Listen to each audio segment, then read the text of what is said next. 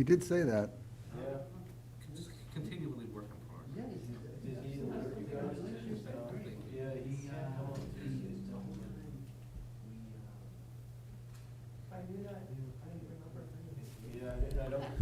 I just remembered just that. Yeah. Good evening. Every time we've tried to have a The hour of 6:30 PM having arrived, I will call to order this regular meeting of the Zoning Board of Adjustment. This meeting is being broadcast live on the City of Keene YouTube channel and the City of Keene website. The video is also posted on the city website by the end of the next business day, barring any technical difficulties.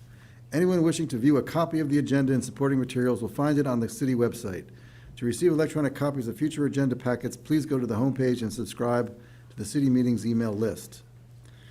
The public and other board members will be recognized to ask questions and make comments on the agenda item under discussion. After being recognized, all remarks are to be made through the chair. Anyone who wishes to address the board is asked to go to one of the microphones in the room and identify themselves by name and address prior to speaking. As a reminder, the minute taker is participating remotely this evening. Board members, please be sure to turn on your microphone when speaking. If the minute taker is unable to hear you, they will ask that you speak louder or turn your microphone on. Now, the first item on tonight's agenda is introducing of the board members. My name's Joe Hoppick, I'm the chair. And to my left, Jane Taylor? Michael Welsh. and Mr. Hagan is our administrative representative. We will first turn to the minutes from the last meeting of August 7th, and I understand Attorney Taylor has two comments at least. Only two, and they're both pretty simple. Okay. In the minutes, line 54, which brings them to tonight, the TOO is probably supposed to be TO.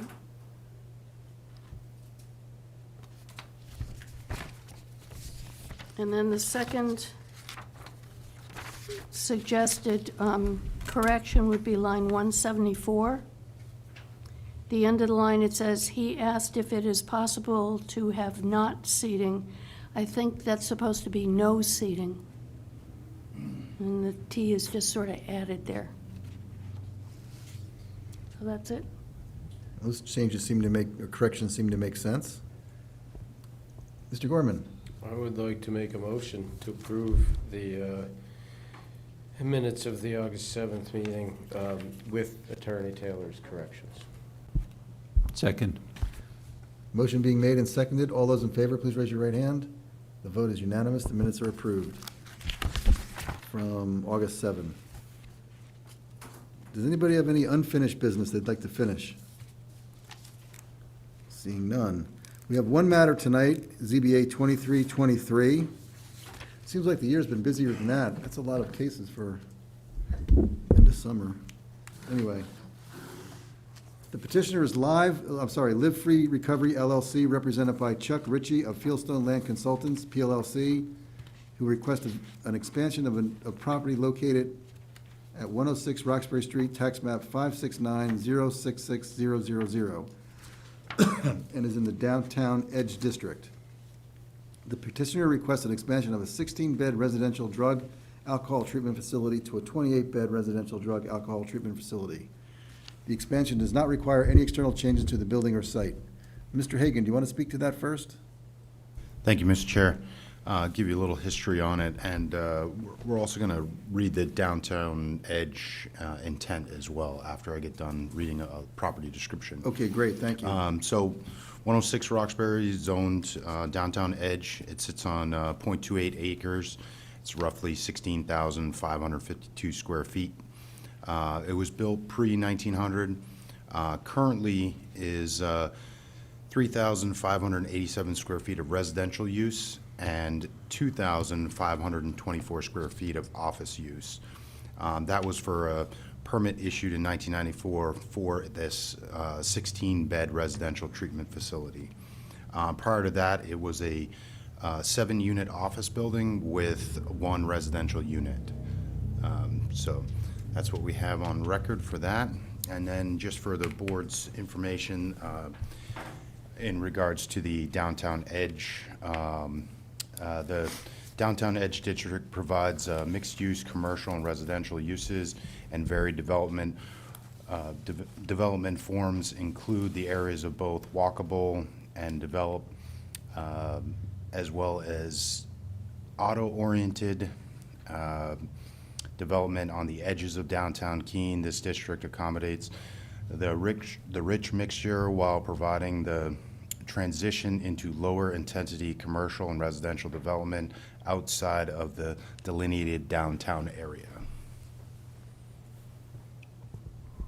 Anybody have any questions for Mr. Hagan? Mr. Hagan, I just have one quick question. That is the 16-bed facility as it now sits. Was the number 16 a function of any limits on zoning for facilities of this sort in a prior zoning ordinance, or was it just sort of the number of beds they could get in the facility? I can answer it in two ways. As far as zoning went at the time, there was no delineation. Now we have now defined the amount or number of beds and for congregate living type facilities in our current land development code. Back then, it was more driven by the building code. 16 and under at the time was residential care, board and care, a lot different requirements. Anything over 16 would require institutional use, which has a lot higher standard for development in existing buildings and code requirements. So also licensing with the state of New Hampshire had some to do with it, or may have had some to do with it at the time. Yep. Attorney Taylor? Thank you. I'm not quite sure, because of the various definitions of residential treatment facility in Article 8, it calls for a conditional use permit. I understand that at the moment they have a conditional license from the licensing board. So can you reconcile those two things? Thank you. Sure. The conditional use permit would be if it was a new facility going in. This is a pre-existing non-conforming structure that has that use currently. With the expansion of this, it would trigger some sort of review from planning to have their eyes on it. We'd have to go back and look at the records to see how much of a change of use it is. It may require planning approval to look at that, but I think at this time a conditional use permit is only for new facilities. Go ahead. So I know this is probably a building code question, but you mentioned it.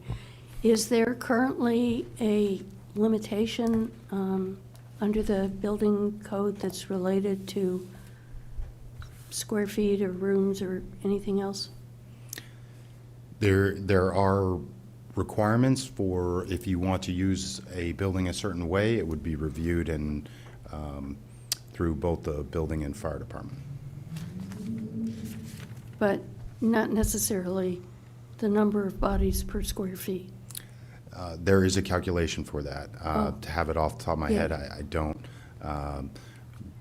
But yeah, it would be looked at as part of the permit review process.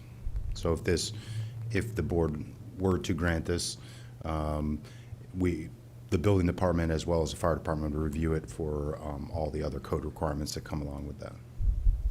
Thank you. Mr. Hagan, I have a question about Ms. Marcoux's August 24th, 2023 email. You were copied and a couple of us were copied.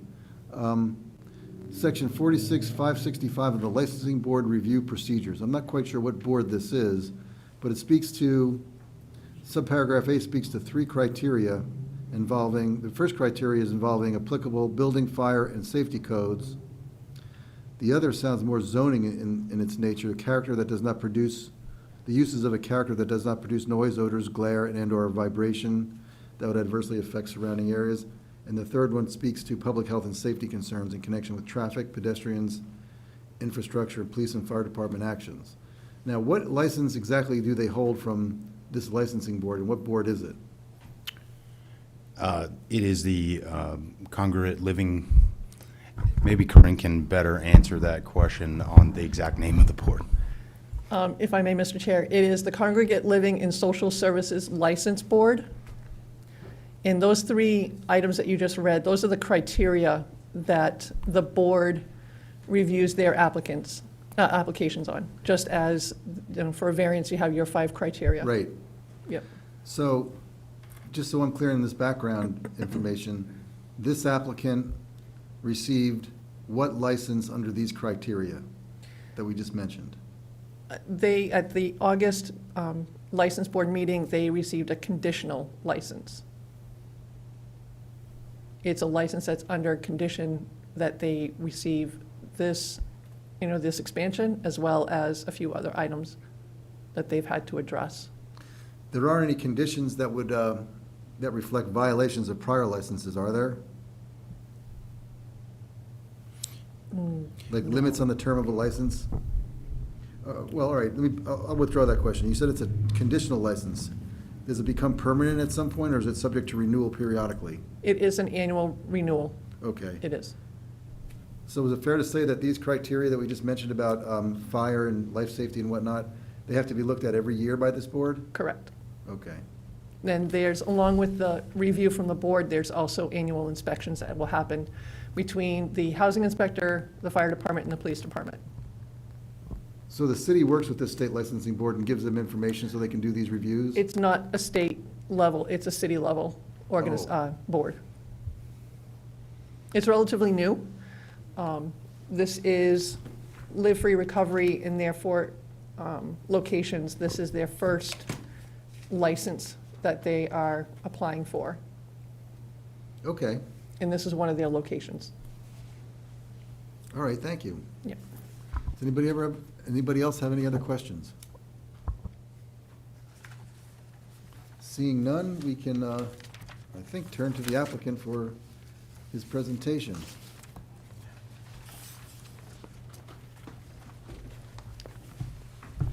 If you don't mind. Mr. Chair, if you don't mind, would you mind touching base with the applicants to ensure that they're compliance with a 4-member board? Yes. We were aware last meeting that Mr. Clough could not make Tuesday meetings. You're entitled to a 5-member board because it takes 3 members, 3 affirmative votes to approve an application. If you don't get 3 votes, if it's a tie 2-2, it doesn't pass. So you have a right to request a 5-member board and have this rescheduled till next month, or next meeting day, which is about a month. If that was to take place, would the board be opposed to possibly coming back and just making an appeal for the 5-member board? I'm not sure if that's a question or a request. I think it would be either. Is that a possibility? You have a right to a 5-member board. If you want a 5-member board, we can come back, we can adjourn this, we can continue this meeting, adjourn it, I guess is another word to put, and start from scratch next week, or next month. The first Monday of next month, which is not a holiday, I don't think. Which is the problem with Mr. Clough. He can't make Tuesdays.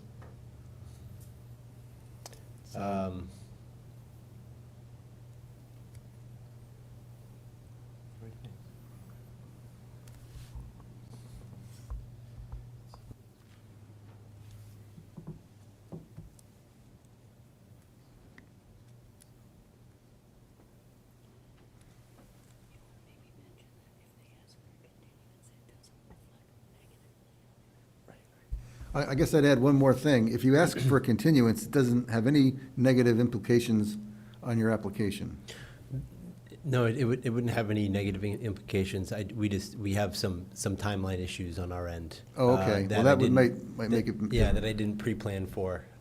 Coming back to them after at this point, kind of later in the, if it was a few weeks ago, I might have been able to actually get the extension on certain items. I don't know if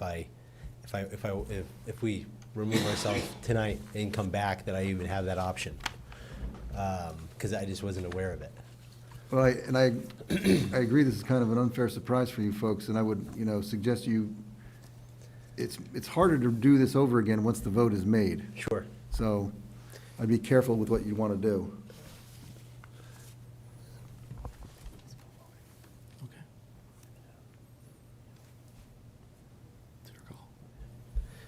I think we're just going to go ahead and move forward. There's certain things that are uncertain that we're unable to even if we do break from here now, that I don't even know that will benefit us in any way. Okay, so it's your request to go forward with a 4-member board? Please. Okay, then feel free to present your case. Okay. Good evening, Mr. Chairman, members of the board. For the record, my name is Chad Brannon. I'm a civil engineer with Fieldstone Land Consultants. I guess I'm technically sitting in for Mr. Ritchie this evening, as he was the one that helped us prepare the application for this project. I think staff has done a great job kind of outlining the project. Obviously, everybody's really familiar with the site. I'm just going to touch on a few details and then hopefully go through the criteria, but certainly at any time, if anybody has any questions, please feel free to interrupt. As was stated, we are before you tonight looking to seek an approval for an expansion of a non-conforming use. This use has existed on the subject site since 1994. With me tonight, as who just spoke, is Mr. Gagne, Ryan Gagne, who is with Live Free Recovery Services, LLC. They've been the ones occupying the site and operating this 16-bed residential drug alcohol treatment facility on the subject property for some time now. The proposed expansion that we have before you is essentially a up to 28-bed facility expansion. And what I mean by that, and really what we want to touch on this evening, is there are a number of approvals that in permits that would have to still be secured with this application through other departments within the city, such as the building department, and maybe it sounds like some planning, community development approvals as well. And so we understand that there will be additional work to be done if we are successful this evening before this board.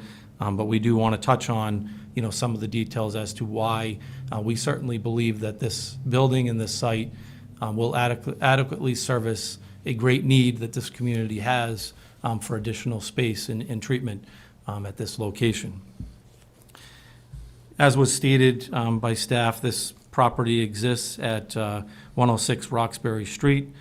It's about a 0.28 acre site with 79 feet of frontage. The site currently has some parking on site. It also has some on-street parking out in front of it.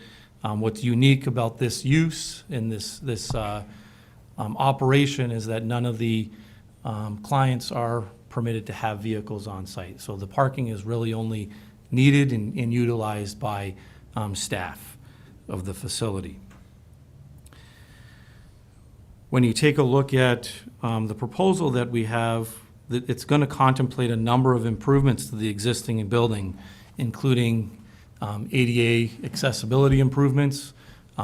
The building will require, I believe, a sprinkler system to be installed, which really is part of the occupancy load, is my understanding. As you exceed a certain number of people in a building, it triggers that. So that will become part of this improvement and expansion, again, if we're successful this evening. There will also be the installation of a commercial kitchen, and then there'll be the typical renovations that you would expect, just improving, a very large building. This building actually has a square footage of about 11,000 square feet. Only a portion of the building is currently being utilized and occupied by the current facility. We did submit some floor plans that kind of allocated potential space for bedrooms. And the purpose of that floor plan was really to address what we understand to have been a concern that was raised, on a application review level pertaining to, can the building actually support this expansion? That's why the footprint and the breakdown of the existing rooms within the building, those are all existing rooms that are shown on that floor plan, shows potential rooms for bedroom space. It's our understanding that the square footage requirement for bedrooms are as such. A one-bedroom unit would require 70 square feet. A two-bedroom unit would require, and I say unit, but it's really just a room, it would require 120 square feet, and a three-bedroom, or three-bed room, if you will, would require 180 square feet. All of the labeling on the plans that we have before you this evening, and I did bring 11 by 17, so I hope that everybody has that in front of them, just kind of breaks down different potentials for, how that 28 bedroom expansion can be accomplished. And what this exhibit is really intended to show is this building is plenty large enough for the proposed expansion that we're seeking. Pardon me one second. Yes, Attorney Clark. Since this was presented to us this evening and not in advance, I think our rules require that we vote to accept it and make it part of the record. So could we just pause and have a vote or a motion to? Can we let them finish and then we'll do that? Okay, well, I don't want to break up All their, right. their flow here. Go ahead. Thank you. I would also just say that this material was provided via email, kind of late, I think. But we brought these plans because they are more legible and easier to read. So this information was submitted, I think, via email by Mr. Gagny late last week, if I'm not mistaken. So just continuing, I mean, there's clearly, we think that there's a significant need here. Mr. Gagny does have other facilities within the city, and it's my understanding that he has secured other licenses similar to this with those facilities as well. So this is not his first license that he is seeking. He really provides a superb service to the community with different properties and facilities that kind of address somebody's need at different levels of treatment. And I can let him, maybe touch on that. I don't know if you want to touch on that now. Sure. Okay. Mr. Chairman, Board, thank you for taking the time tonight. Again, my name is Ryan Gagny, and I am the owner and CEO of Live Free Recovery Services. We have been in business since 2015. We provide a wide variety of levels of care, as Chad has mentioned, all the way from medical stabilization to residential, your typical, what most people know is 30-day residential programs, to outpatient programs that we have here in Keene, sober living programs as well that we have here, as well as in other areas of the state of need. And the property at Roxbury was previously operated under the same use. It did have a license that Mr. Hagan had explained before. I actually think that with Mr. Rogers and myself had found that it was a lot of the licenses for this property actually went back to the 80s with Marathon House and the Phoenix House after that. Most people that have been in Keene are aware of, I see some head shaking, that they're aware of those two facilities operating in this location. Mm-hmm. When we took over the location, it was due to some financial instability that took place, and the condition of the property was in bad shape. And so we had done a light renovation interiorly to take care of a lot of those things that were happening, just to make the standard for people that were staying there, to raise that standard up so that it met those needs. We at that point in time had deferred a lot of the renovations that we'll be moving forward with after the approvals, in order to have those in a more secure kind of long-term financial plan. And so at that point, we had started off, and we began a process with New Hampshire Housing during the COVID process. Everything that had taken place, we were made aware of that there were particular grants and funds that were available for the population that we serve. And that process has now taken roughly about 18 months, much longer than we anticipated. And since then, another challenge has been the zoning. Some of the zoning codes had changed, like Ms. McHugh was talking about, as far as the licenses that have come in, and some things that, although we were already operating in, that those kind of challenges had come up while this process had taken place. And so now what we look to do is to be able to operate within that facility, continue on with those services that we've provided in and around Keene, and also be able to have additional occupancy for the need that we very typically find ourselves in need of. Some of the other additional renovations that will take place for this facility, dating back all the way to, I think it was, Joel, maybe May of 2019, we had found that, we had put into the fire department, the alarm system that rang, right in with the fire department. And there were many other renovations that needed to take place. And so now we'll be replacing all the plumbing, all the electrical within the building. The full sprinkler system goes in for actually technically all 4 floors. The commercial kitchen that is also compliant with the state licensing that we will apply for after those renovations are done. And that's really kind of the use that we've currently supply. And up on 881, we actually rent the building from Southwestern Community Services. Keith Diebold is here from Southwestern Community Services, where we have acquired a 3.7 license and also offer similar services here and a little bit more with medical stabilization. We've had a strong relationship with Southwestern and other agencies throughout the city of Keene, and being able to provide these services and also working with local populations as far as your people that are also homeless and also struggle with substance use disorder. And so people can be with us for anywhere from 5 to 6 months all the way to 18 months, step down into sober living, and eventually transition into apartments locally here. That's the continuum of care that we serve here for the city of Keene.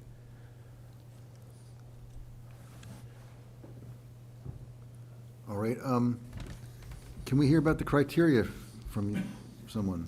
Absolutely, Mr. Chairman. So as the board knows, section 25.7 of the Land Development Code outlines the requirements for the expansion or enlargement of a non-conforming use.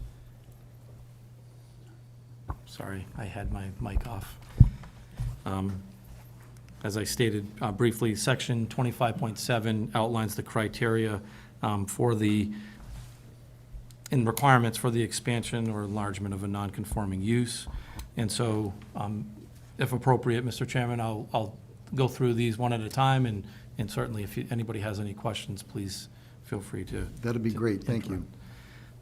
The first criteria, such expansion or enlargement would not reduce the value of any property within the zoning district, nor otherwise be injurious, obnoxious, or offensive to the neighborhood.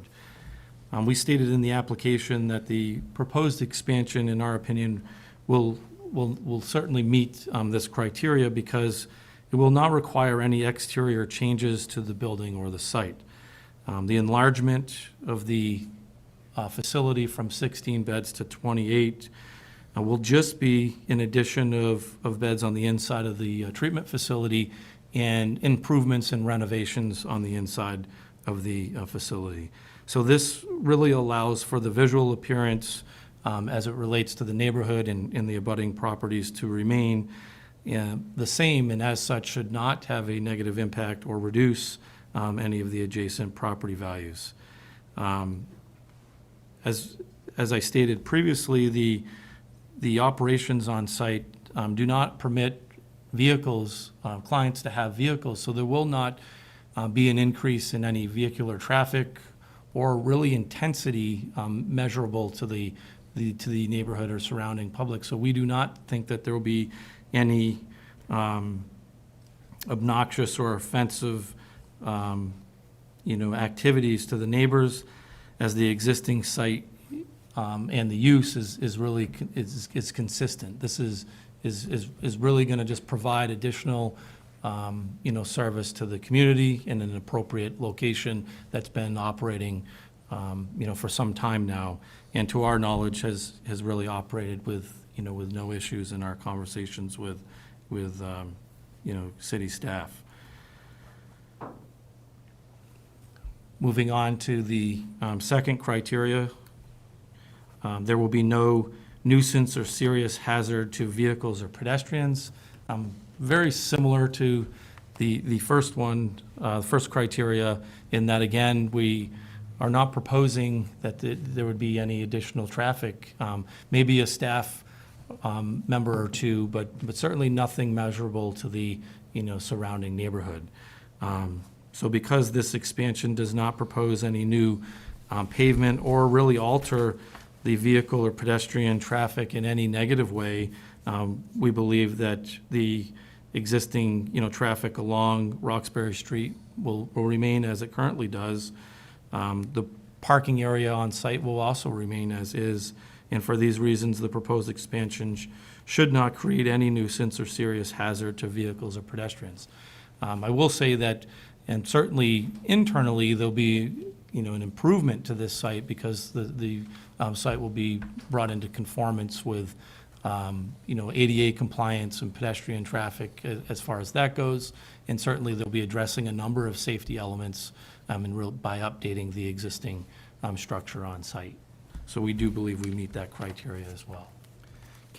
Before I open it up to questions, can you speak to the availability of parking on site? And you mentioned some parking off-site. I'm just trying to get an idea of the number of spots available on the property and on the street in the area in front. It's 10, I think. on site? Because you have the front, and then you have it goes all the way to the back. Okay.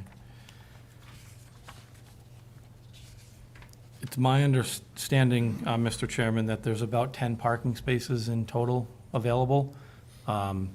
And, certainly that would be more than adequate for, this facility. The expansion from, 16 beds to 28 would probably require an additional staff, member or two at most, based on our discussions with Mr. Gagny. So we don't anticipate any issues with that, but certainly that is also an item that, would be reviewed with the planning, department in their review as well, but we do believe there's adequate facilities for that. But as I stated early, that's why we're hoping the board would consider up to 28. In that way, if there was any concerns, we could address that. As Mr. Gagny shared with us when we were preparing the application, the goal is to really provide service for 24 beds on site and try to plan for some expansion to 28, as there is a, continuous need, in the area. So you said your goal was to provide service for 24 beds, but with the opportunity for expansion to 28? Yeah, really the idea behind it would be was to look at what the total number would actually be as far as to what, instead of having to come back for an additional 4 more beds to the Okay. zoning board, is just, if we exceeded what we are, or if we were under what was possible for the building, that we would go with that number in hopes to not have to kind of rinse and repeat this. Okay. Let me open it up to board questions. Mr. Gorman?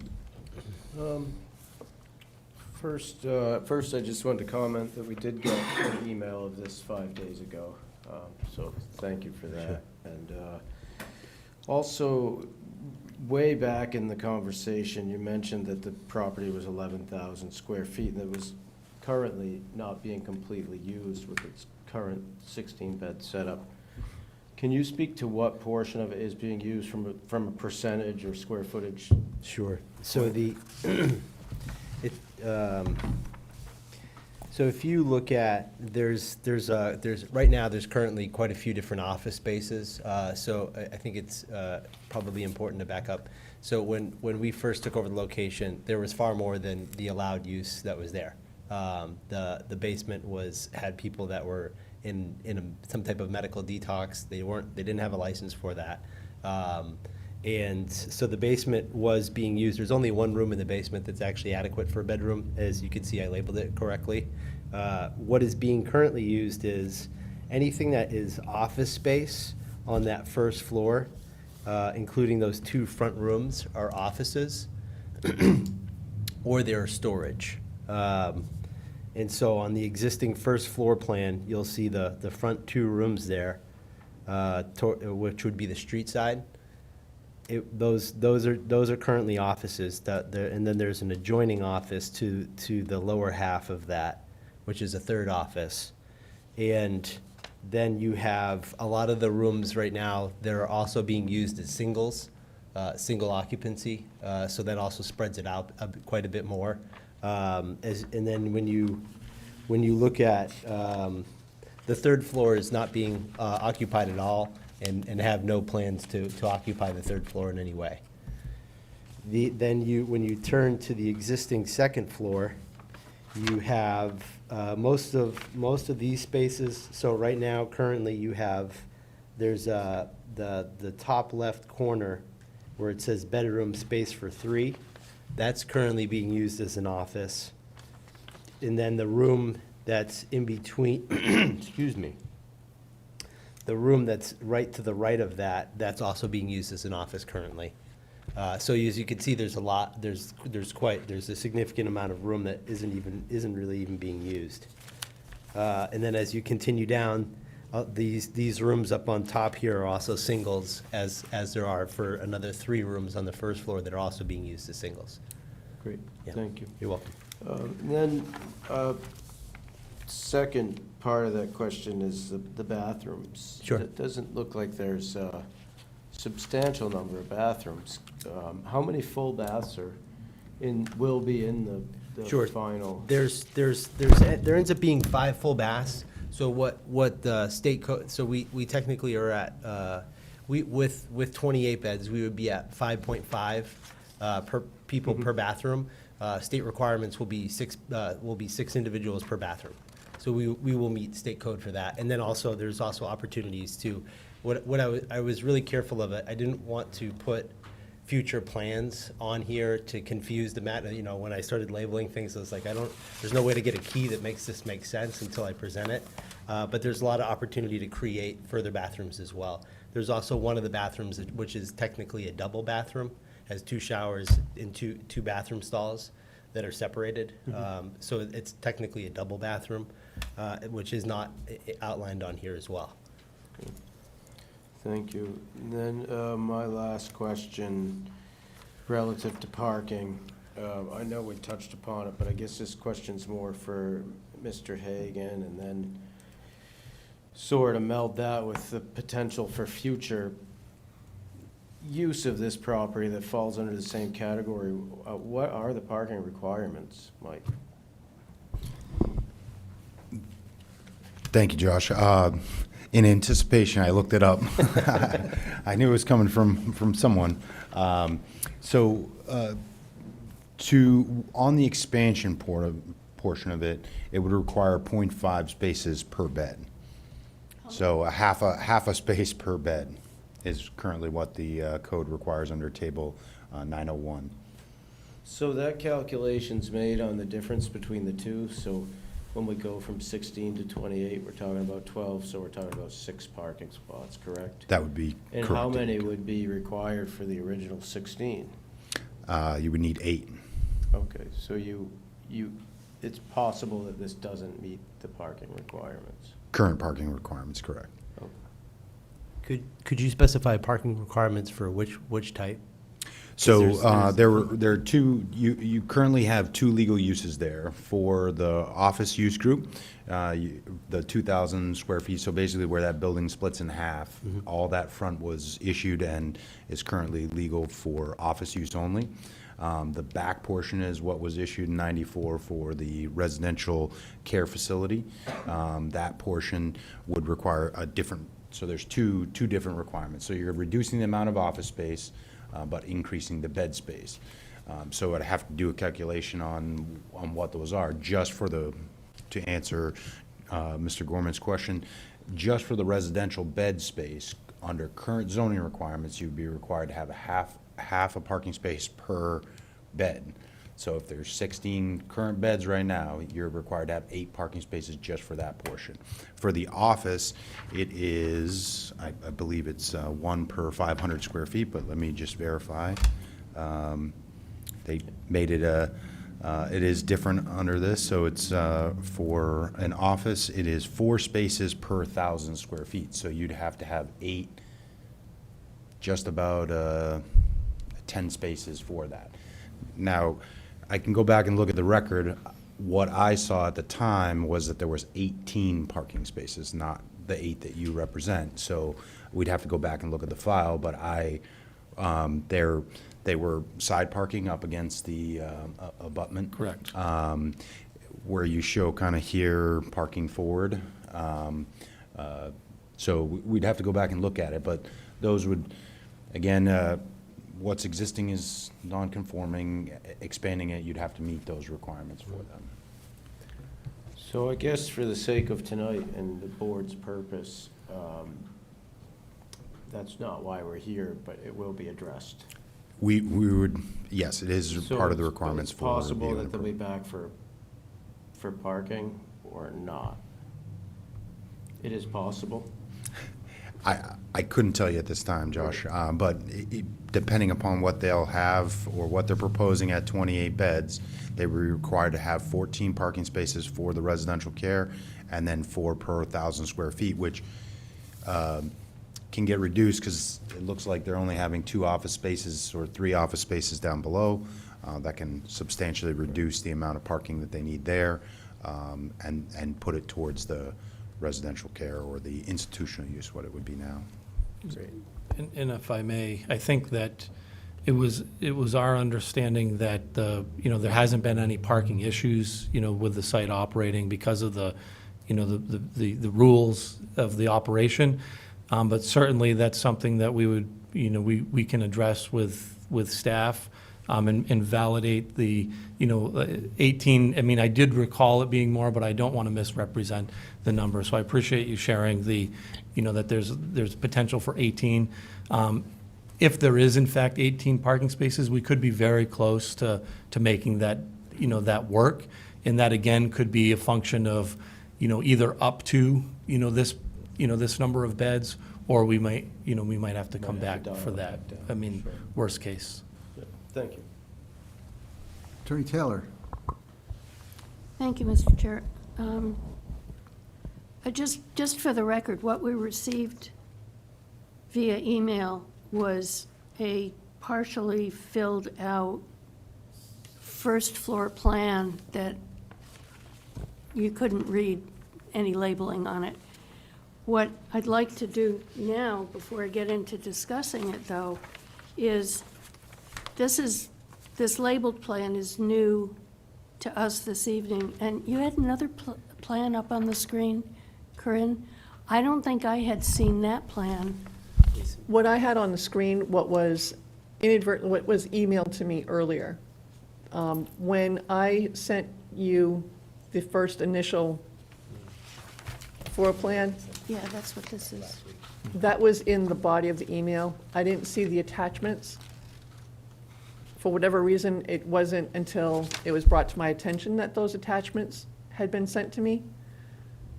I had taken those attachments and added them to the slide. They're just handwritten. It was all handwritten. It was done prior to it all being typed out and presented to you this evening. Okay. So it's the same. What I have on the screen, the versions I have on the screen are the same. It's just handwritten where what you see is, it's all typed out. Okay. Well, I should also note that what you had handwritten and showed up there, I could tell it was different, but I can't read it. So it's Yeah. not very helpful. What I would like to do is I would like to make a motion, just so we have all this stuff in the record, to accept both this 2 sheets with the typewritten labeling as well as the handwritten exhibit, and have them accepted into the record. That way, at least we're in compliance with our rules. I'll second. Seconded. All those in favor, raise your hand. That carries. The records just described are accepted in the record. Sorry for the technicality. So I do have a couple of questions, Oh, go right ahead. now that the formality. One of the things that strikes me, and I understand the difficulties if you're trying to label what's going to be where, is if you're eliminating all these office spaces and turning them into bedrooms, my understanding is this is not just someplace to live, but this is a treatment facility as well. So where are the facilities, you know, whether it's consultation or whatever Sure. you're allowed to do without being a medical clinic? Sure. Where is that going to be? So you're talking about future plans? Right, Okay. So if you look at the offices that are just labeled as offices now, those would remain the same. So then you have something that's called, in treatment, you really have multiple of modalities that take place at the same time. The most common one is group therapy. As you can see, there's five different common areas that will also kind of double as like kind of a more of a group setting that takes place. It's a little bit more of a relaxed setting instead of more of an institutional setting. We have both. We find that the relaxed setting is far more effective than the institutional setting. And then you also have a rotation. So what a lot of times people don't take into consideration is that you have a multitude of shifts that are taking place, that these individuals are here 24/7. And so that once the first shift, changes over to second shift, you now have a new set of, whether it be clinicians that are coming in that are also meeting. So these individuals, their schedules are spread out over the course of an entire day. And so over those two shifts, it's all of those individuals wouldn't be just going into those areas, let's say from 8 o'clock to 2 o'clock 8 o'clock in the morning to 2 o'clock in the afternoon. It's all the way to the evening. Treatment schedules go all the way till 10, 11 o'clock at night. It's an exhausting day. And so it's really just kind of, for lack of a better term, it's the game that we always play is the maneuver through and the way that treatment flows through. There's also the ability to utilize both kitchen and dining room for kind of experiential activities that take place through group therapy as well. Life skills, those kind of things, those are also taking place as well. thank you. Now, my understanding, and please correct me if I'm wrong, Sure. is that there's currently 24-hour staff on site. Correct. So if you have more bedrooms, will you need more staff? And where will they be located within the facility? Sure. If they're, just staff, not necessarily treatment Sure. people? So we have, typically what you have is that you have your peer staff, and those are the ones that are interacting with the clients the most. In any type of treatment program, your peer staff are your most important staff. They're going to work with the individuals on all areas of things that come up for them, and those individuals are out with our clients. They're not in an office. They're out sitting with them. They're chatting with them. They're processing things with them. They're really navigating treatment with them. And then you have your clinical staff that would also be on as well. You also have more of what you would be, it's not, they're what you would call like a visiting staff. So if you had like somebody was meeting with like a medical practitioner for medication management, that person would be coming in, they would physically locate a space for maybe 2 hours, and then they're not there for, an 8-hour shift. They're going to see people roughly 20 to 30 minutes. They do something called an initial, psych assessment, and they're meeting with that individual, and then they're going to come in and they're going to meet with them weekly, ongoing. That also can take place during telehealth as well. There was some. Go ahead. Well, yeah, but who's there at 2 o'clock in the morning? Staff. Yeah, I mean, are they just going to be sitting in a chair at 2 o'clock in the morning? Oh, what you mean? Were they sleeping? Yeah, are Oh there? no, are they're there- awake. We don't allow our staff to sleep. So it's totally awake staff? It's awake staff. Absolutely. Okay, that's Yep. what I didn't quite understand. Yeah, no, we have 24/7 care. That means that we have 3 shifts that are occupied by individuals that are awake. There's this is a population of individuals that really need, kind of eyes on. Sometimes people slip in and out of, some types of, they're individuals that come to us are not always well, medically. And so sometimes they show up in that manner, and that could change for them at any point in time during our stay. And so we have to get eyes on. So how many staff per number of residents? I would have to do that math. I mean, we would roughly have about, if we were fully occupied and there were the 24 individuals, we would have 4 to 5 staff. It also depends on the shift. First shift is gonna be your heavier shift, just because more things are taking place. You're gonna have double clinicians that are on place, so you're gonna have 4 to 5 staff during the day, and 6 to 7 with the visiting. And then at that point, it drops down to 3. You're gonna have 2 for the overnight shift. Everybody's gonna be sleeping at that point. Second shift kind of really slows down before their shift even ends. And as people start to wind down and start to head into bed, that starts to slow down a lot, and then everybody's typically sleeping. We don't, we luckily don't have, our staff are really good, and we don't have a lot of, issues that are gonna pop up that require a ton of, additional outside, kind of mediation. Yeah, go ahead. So my next question involves security. Sure. And I know, I'm sure you already have existing security. Could you tell me about that a little bit? And I'm sure that there are residences who are on medication that has to be secured as well, so. So when just for clarification purposes, when you're talking about security, you're talking about electronic security? Not necessarily. Okay, just- so we don't have security guards. I've worked in this field for coming up on 16 years. I've never worked for a facility. We don't. This isn't a locked place. People are there voluntarily. If you want to come to us and you're willing to do some work, there's the door's open, but it's also open to leave. And we do.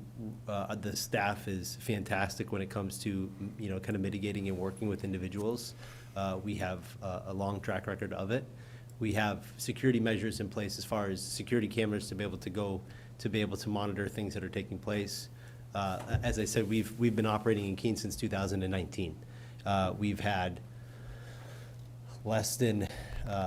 probably less than a handful of, probably about 6 times where we've had to have any type of, kind of police show up on site. Typically, that comes from somebody's background rather than the way that they're currently behaving.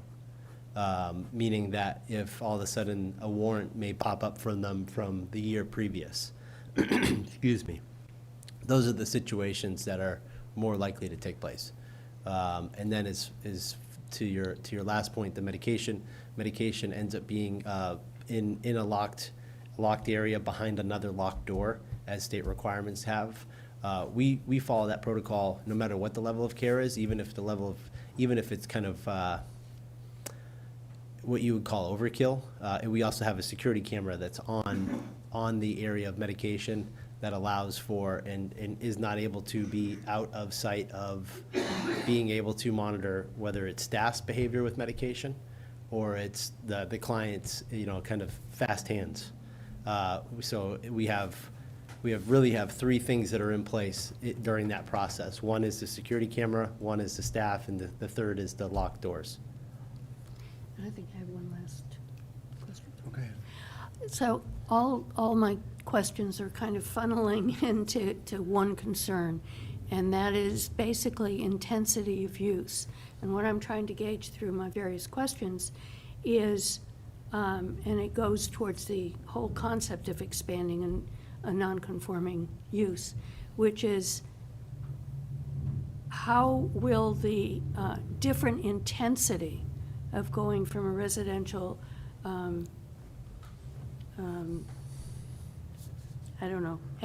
bed count. Sure.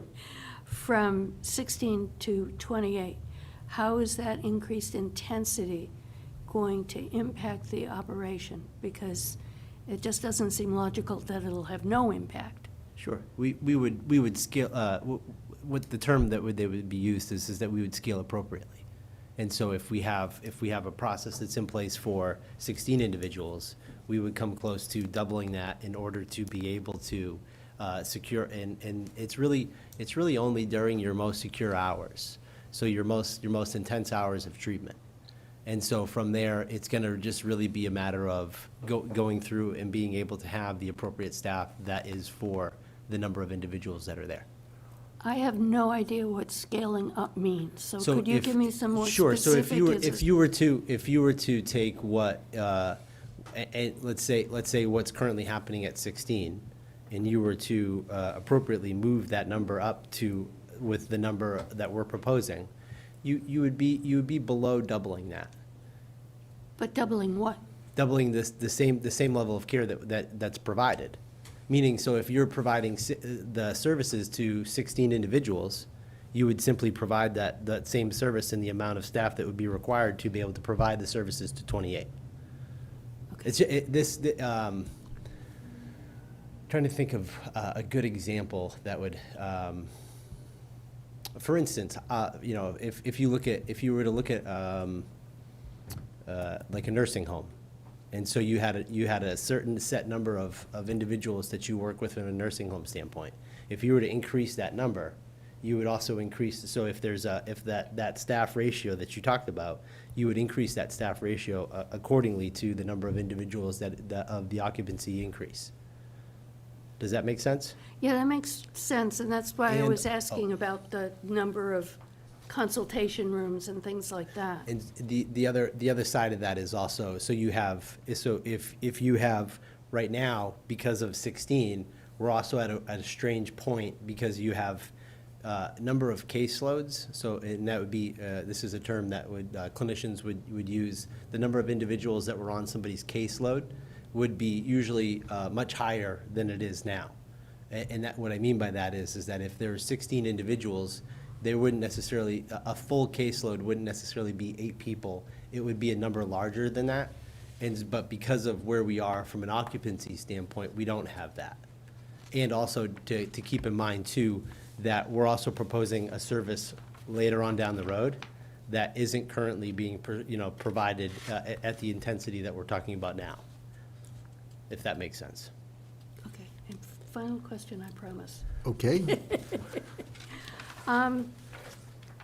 You have this is Live Free Recovery Services LLC, and the state has, the city has it listed in its records as 106 Roxbury LLC. Who's 106 Roxbury LLC? 106 Roxbury is the real estate entity that's also owned by me as well. Ah, Yeah. okay. So, and for clarification too, we also, you might see multiple names of addresses that are for some of the other licenses that were applied for. We actually have 4 licenses that are out, one for 881 Marlborough Road, one for 26 Water Street, 361 Court Street, and Roxbury Street. That went, and those licenses, actually, we just had our final fire department walkthrough, and for all 4 locations, and those, they should be submitting those findings, which they came back with, we were able to address any of the stuff that came up. Thank you. Welcome. any other questions from the board? Seeing none, I will turn to the public, and seeing very little public present, I'm going to assume that there's no comment one way or another. Does anybody else have any, you guys want to add anything more? Because we're about to close the public hearing. I think the only thing I would say, Mr. Chairman, is that, we certainly understand that there is a path, that needs to be taken to improve this property. Permits through the building department, potentially approval through planning. And my client looks forward to navigating that process. A number of the conditions that are in the criteria is obviously, presumptive on us addressing that criteria, meaning we fully look forward, assuming tonight's meeting is successful, going through the process and securing these approvals in the appropriate manner. Okay. Thank you. Before I close anything, I just want to clarify something now, because I'm totally befuddled on this parking issue. We have 28, assuming 28 beds is approved, they must have 14 parking spaces for those 28 beds, is that correct? Under current zoning requirements, that is correct, Mr. Chair. Okay, so when this plan is implemented, the plan we have before us, I'm not concerned about future plans at the moment. When that plan is implemented, how many parking spaces for office space will be required? Do we know that? I haven't seen a plan in front of me, so I couldn't give you any calculations. I understand that there is a rough drawing. It would be based upon the overall change. So we would look at it as a department and definitely address any of those. And if they are required to seek a additional relief, that they would come back to this board to seek that variance. relief. Correct. So by my math, we have 18 parking spaces there that could be utilized, give or take. You've said 18, they said 10, but, Mr. Chairman, may I address this Yes. question just briefly? I mean, if we do the math and it's a half a space required for each, bedroom, that's 14, as you stated. right, That would leave, if it's 8, if the 18 is the number, that would leave essentially room for 1,000 square feet of office space, which is, by looking at the, the plan is probably close to what's being, proposed. But what I would suggest is we need to satisfy the criteria or seek relief. There's always an element with parking that's difficult, right? Parking regulations, and I'm not here tonight seeking relief, but this is often the discussion that we have. Parking regulations are written for a broad spectrum of uses. So this congregate care facility parking requirement is actually written for uses that allow, people to have cars on site. So as long as we meet the calculation requirement, there will be additional spaces available for staff, which is why, and I suspect why they really haven't run into any issues with parking on site. I think some of the questions were, that I heard tonight were maybe surrounding that concern on some extent. You have 16 beds, how much staff will you have? What is the resulting staff for, 28 beds? And what I heard from Mr. Gagné is that some of that staff can take on a larger workload, so it's not a straight multiple. And so we fully believe that practically speaking, the parking that's provided here will satisfy. That's why we suggested, and I understand the concern that I think came up during the initial review, can the site support this expansion? That's why we are suggesting and maybe requesting that the board consider, some form of a motion to approve up to 28, assuming we meet this other criteria. And certainly if there is a need, and we come, back before this board, it would be, it would be another ask that we're not currently asking this evening. We do believe that this site will support the expansion that, that we're proposing. okay. We just have to work through some, some other approvals. It sounds like at the stage of your planning, that the number of parking spaces to accommodate both the residential and the office use, whatever that may be, at the end of the day, you will have sufficient space to manage it. Correct. Well, I didn't even ask you about off-site street parking. I didn't even ask that yet, so Correct. I assume there's some availability there, right? I believe there is some parking up the street off of Roxbury. Okay. Well, all right. Does anybody else have any comments about what we just discussed? Any additional questions? Seeing none there and none from the public, I will close the public hearing unless somebody doesn't want me to. Seeing that not happening, we'll close it and proceed to deliberations.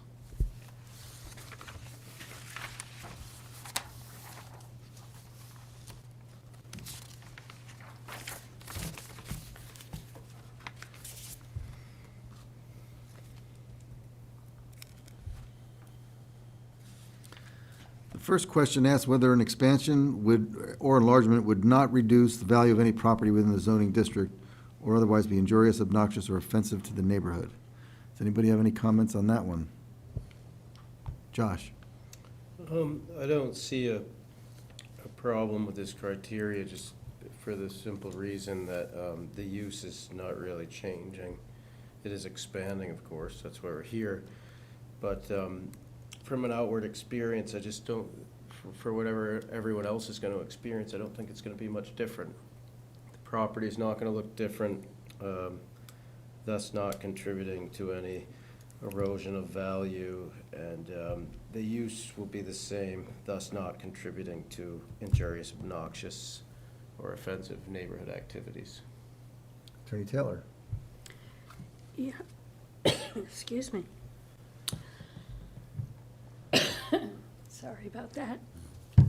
I'm not sure I agree as I croak here. And We can't go I- forward on a three-member board, so try not to do Yeah. that. So, I don't know what happened there. I'm not so sure, I mean, I don't have any problem, I don't think it's necessarily gonna reduce value. I guess what I'm concerned about, and you just raised it, is with the intensity, increasing the intensity of use essentially. And there's so little outdoor space. I mean, you can't just keep people cooped up. I mean, they wanna go out and about, they don't have cars, they'll be walking all over.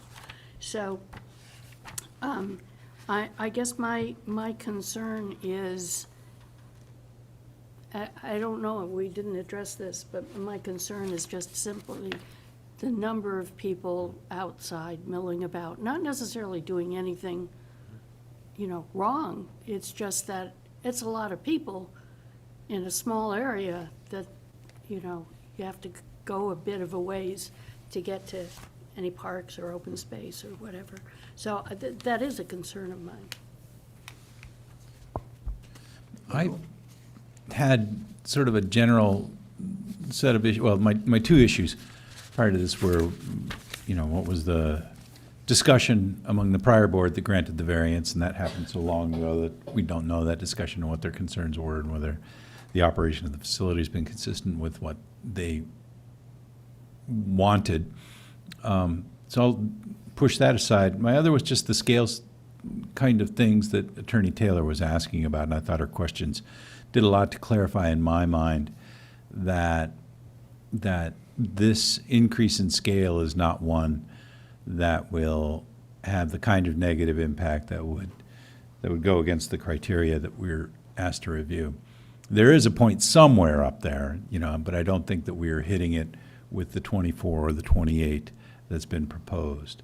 And so I'm satisfied that the first one is that I can vote for the first one. I agree with all, Mr. Gorman? Sorry, Joe, didn't mean to interrupt. No, I was- Just sort of as a footnote to that, Yep. size-wise, 11,000 square feet, 28 bedrooms. It's a lot of square footage per bedroom. I mean, if you really do the math that way, it's about 400, give or take. Okay. I agree with those comments as well. I don't see that, I think it sounds like a well-managed use. The history has been pretty good, from what I've heard, and I don't see anything about the expansion that would impact neighborhood value, the property values of neighborhood properties. And I don't see anything that's injurious, obnoxious, or offensive to the neighborhood based on what I've heard on the expansion side of it. So the second criteria is that there will be no nuisance or serious hazard to vehicles or pedestrians. This sounds somewhat redundant of the first one, but let's say an overlap. And again, for the same reasons that people just articulated, I would agree that there doesn't seem to be a nuisance or serious hazard presented by the expansion. But, does anybody else have any comments on that?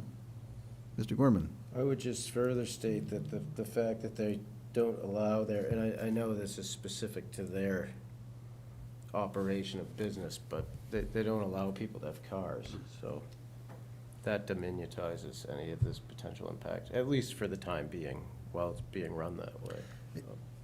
It also doesn't sound like there's a great deal of traffic coming and going. Right. You know, if you look at, Roxbury Street is a very busy road, first of all. I don't know what the traffic flow is on that road, but treating practitioners, counselors, whoever that come and go during the day, not much in terms of volume. So, I don't know, anything else about that? Attorney Taylor? Oh, okay. Last criterion is whether or not there's adequate and appropriate facilities provided for the proper operation of the proposed use. This seems to be more of a physical plant question, I guess. Mr. Gorman? I think that we've covered some of this evening, and we keep coming around to the same answer, that it's really not up to the zoning board to determine some of these things, but because of the nature of this project, the code enforcement, or whatever you guys call yourselves now, would certainly make sure all those things are adequate. You know, if you talk about the use, there's going to be probably some requirements for incoming water and sewer. Again, the building department will handle that. They'll handle the parking. They're going to handle, if they're doing an electrical upgrade, that's all gonna have to be done by code. So I think a lot of the stuff will get handled by the fourth floor. And I guess Attorney Taylor, yes. Yeah, I would say, I agree with Mr. Gorman, but my concern still is not completely allayed that there are going to be adequate facilities for everything that's going to go on, from residential to recreational to treatment. There may be adequate for 16, 20, but I'm not convinced that there are for 28. So that's still my concern. Earlier, we spoke about the licensing requirements and Corinne, section 46-565 is part of the city ordinance, or what is that actually part of? Yes, it is, the license board falls under the city ordinance. Okay. So I guess it's more to Mr. Gorman's point, a lot of these issues are being addressed by other city boards, fire, safety, and building codes. I guess what I would call noise pollution codes, and traffic issues, and police and fire department issues. So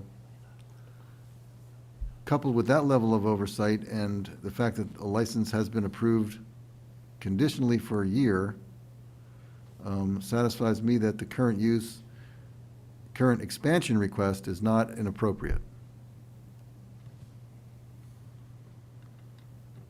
So, any more comments on this, or somebody want to make a motion? Mr. Gorman? I would make a motion that we would approve 2323. ZBA 23-23. You'd think I could have remembered that one. You were here on time, that could have, That could have thrown me you off. were actually early. I didn't mean to say you were on time, because you were always on time, just on time, but today was early. But anyway, a motion was made. I'll Michael- second. Michael seconds it. We'll go through the criteria.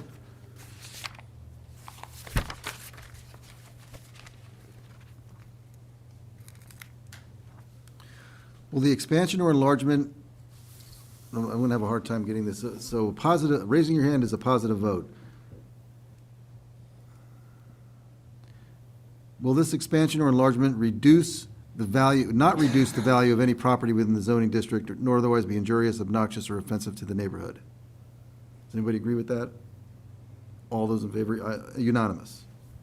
There will be no nuisance or serious hazard to vehicles or pedestrians by this proposed use. All those in favor? It's unanimous. There are adequate and appropriate facilities provided for the proper operation of the proposed use. All those in favor? 3 in favor, 1 opposed. Attorney Taylor. So that passes. Now, on the main motion, all those in favor? 3, and Attorney Taylor opposed. Okay. The motion carries and your proposed use is approved. Thank you. Thank you very much for your time. Thank you for your materials and information. Thank you very much. Now,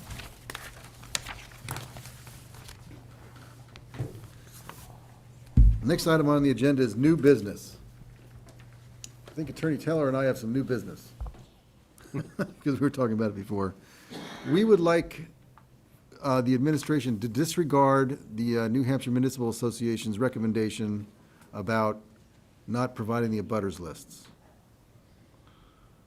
That's a dangerous practice, in my opinion. Mr. Gorman? I would agree, provided it was just a recommendation. I would wholeheartedly agree. I apologize. I'll third that, I didn't hear or you. fourth it. Fourth it. I said I agree, provided that it was just a recommendation and not a mandate from the state. This is actually something that we will be having conversations with the city attorney and our staff on the fourth floor. We will be talking more about that as well. the So just for the record is clear, in my position on this, today we received by email the abutters list, and I saw a former client of mine on that list, who, had I seen her in the audience tonight, I would have recused myself. Since there was nobody in the audience, it was easy to figure out she wasn't here. So, but I felt it necessary that I might have to do that, and without that list, it would have never been brought to my attention. Attorney Taylor?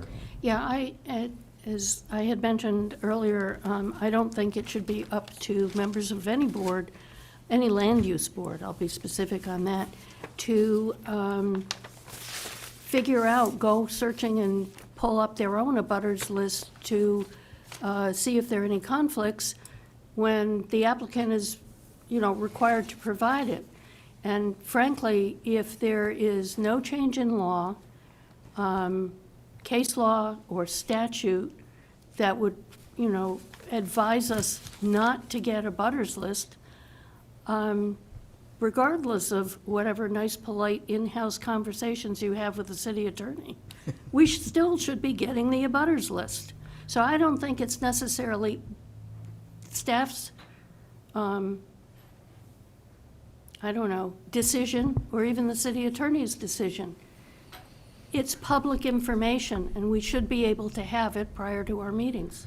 Well, let's leave the matter at this. Our opinion has been voiced, Yeah. and we'll just leave it at that for tonight. That's my opinion. We've pretty much, as a board, unanimously stated our concern and given a reason for it, and let's see what they do. So, any more business on the new business? I hope not. No communications and miscellaneous? None? Not at this time, Okay. Mr. Chair. No non-public session? If I may, by consensus, adjourn the meeting.